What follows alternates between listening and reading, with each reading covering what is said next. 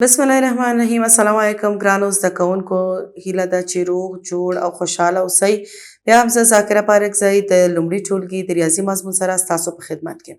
ګرانو زده کوونکو، زموږ نننی لوست بیا هم د کتاب 9 لوست پورې اړه لري چې اعدادو او د دې اعدادو چې د مشق او تمرین موضوع ده نن، چې بیا هم د لوی، کوچني او د مساوي اعدادو پیژندنه وه. ګرانو زده کوونکو، تاسو په تیرو زده کړو کې ډیر ښه لوی، کوچني او مساوي اعداد، یعنې د کم او زیاتو او یو برابر توپیرونو باندې ډیر ښه پوه شوي وئ. خو بیا هم ستاسو د لا پوهې دپاره او د دې نښې د مناسب ځایونو ټاکلو دپاره او د دوی نښو د سم ایښودلو دپاره تاسو نور هم مشق او تمرین ته او بیا تکرار ته چې لرئ ضرورت لرئ، چې نن موږ هغه سره یو ځای تکرارو. دا هم ستاسو د لومړي ټولګي د ریاضي کتاب دی او د بسم الله الرحمن الرحیم په ویلو سره موږ خپله نننۍ زده کړه شروع کوو. ګرانو زده کوونکو، تاسو دا نښې مخکې هم سره چې کړې وي، لیدلې وي. څنګه چې ما مخکې هم تاسو ته لارښود کړی و چې دا نښه که چیرې د دې خوله کوم خواته چې د دې خوله خلاصه وي، هغې خواته موږ کوم یو عدد ږدو؟ لوی عدد. یعنی که چیرته موږ 10 او 15 یا 6 او 7 6 او 7 لرو، 7 د 6 نه ډیر دي. هرې خواته چې دغه خوله خلاصه وه، موږ څه شی کوو؟ آفرین، لوی عدد هماغې خواته ږدو. او دلته تاسو وګورئ چې دلته څه شی دي؟ په دې شکل باندې، یعنی که ښي طرف ته کوچنی عددي او چپ طرف ته لوی عدد، نښه باید دې خواته وي. که ښي خواته لوی عدد وي، چپ خواته کوچنی عدد وي، باید چې دا نښه کېښودل شي. یعنی دې کې تاسو وګورئ د ښي خوا او د چپې خوا څه دي؟ توپیرونه دي. یعنی که دلته ښي خواته لوی عدد وي، 15 دلته یي او 4 دلته، باید چې تاسو دا نښه کېدئ. او که چیرې 15 چپ خواته یي، 4 ښي خواته، بیا تاسو کولی شئ چې دا نښه کېږدئ. انشاءالله چې تاسو به د دې نښې پیژندنه ډېره ښه کړي. ښه ګرانو زده کوونکو، اوس راځئ چې څه وکړو؟ خپل د لا پوهې دپاره چې د کمو، زیاتو او د مساوي توپیرونو باندې ښه پوه شو، څه شی کوو؟ د دې انځور د چوکاټونو نه کار اخلو.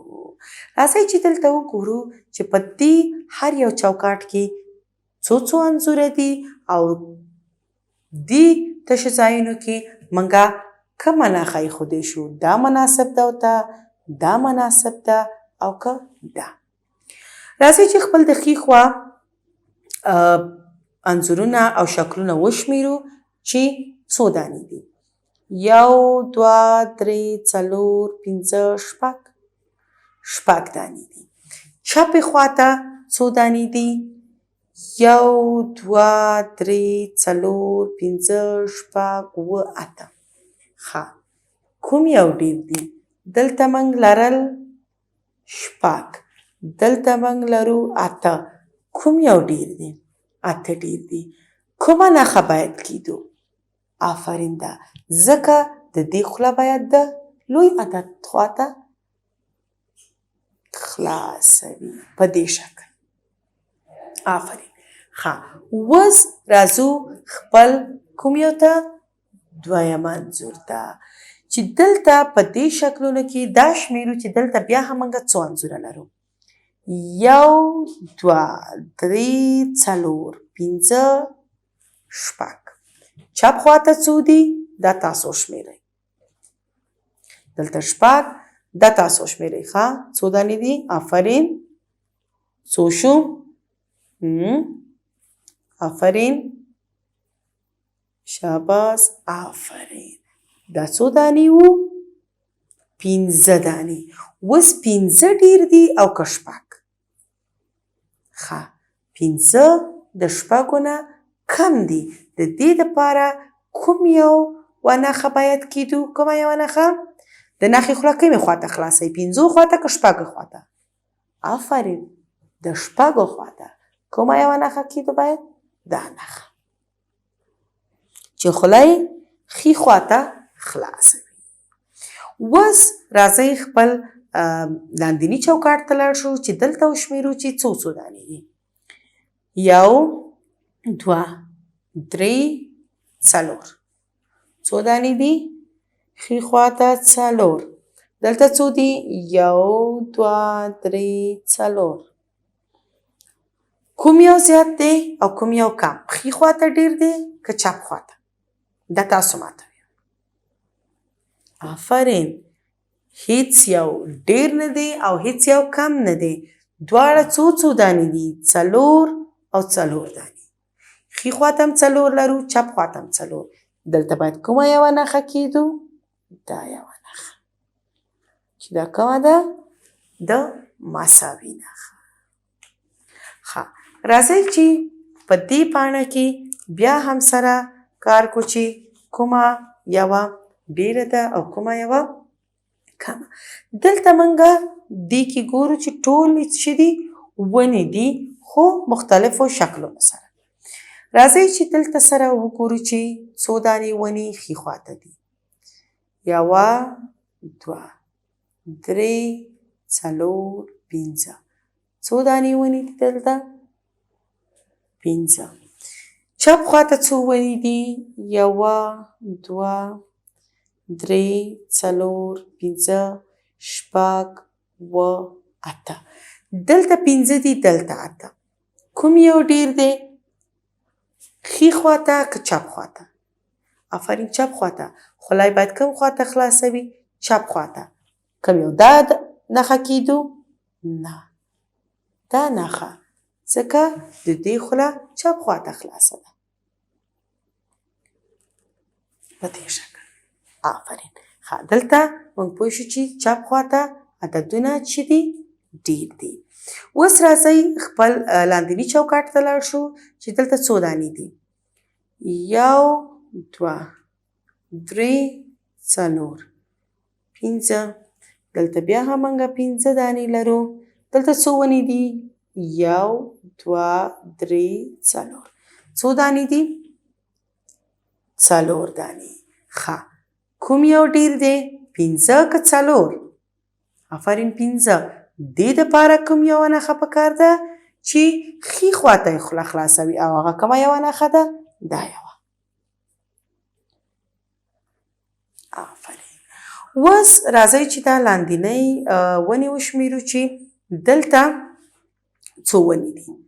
1 2 3 4 5. دا هم 6. ښه، دلته څو دانې دي؟ 1 2 3 4 5 6. ښه، اوس تاسو راته ووایئ چې دا نښه کیدم که دا نښه؟ آفرین.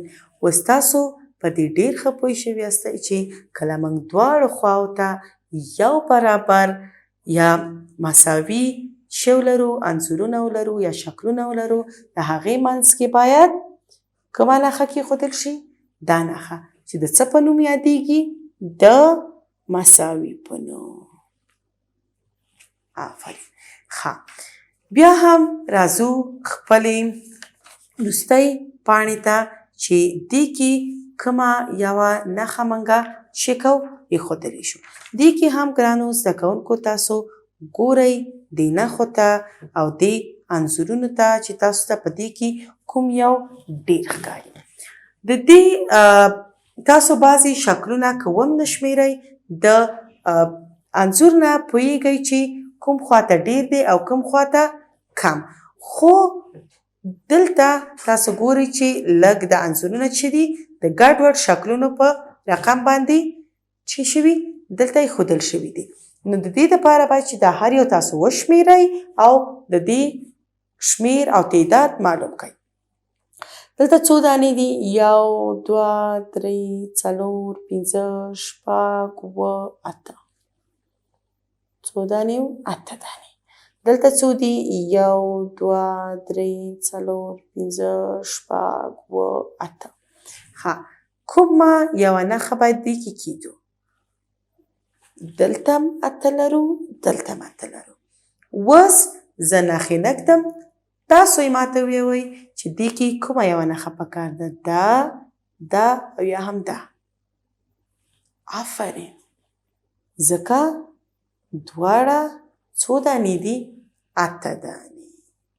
ښه راځئ چې خپل وروستي شکل ته لاړ شو چې دلته څو دانې دي؟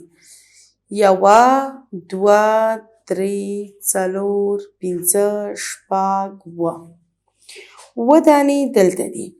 دلته څو دي؟ 1 2 3 4 5 6 7 8. دلته 8 دانې دي. یعنې چپ خواته لوی عدد دی او ښي خواته کوچنی عدد. خو له کوم خواته باید خلاصئ؟ چپ خواته. کوم یو نښه دې ته مناسبه ده؟ کومه یوه نښه؟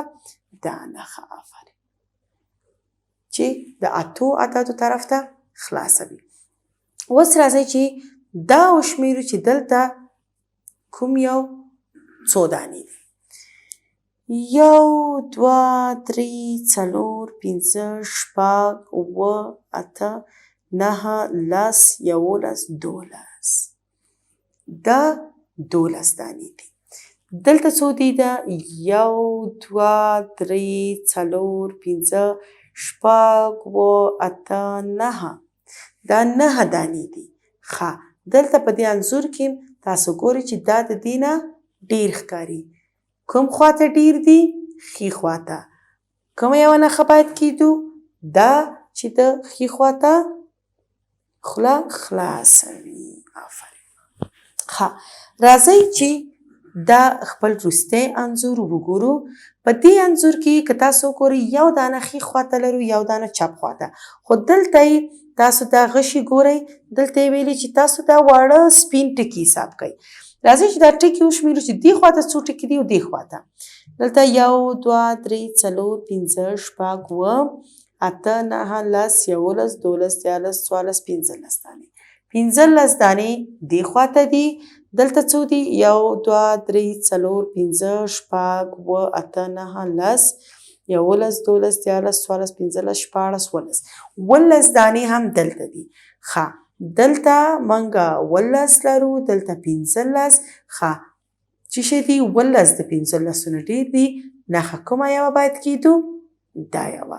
او که یوازې د دې دواړو توپیرونه یې ښودلی وی، خو یو دانه دا دی او یو دانه دا، دلته منګه د دې شمېرلو ته په خاطر چې کوم مساوي نښه هم کارولی شو.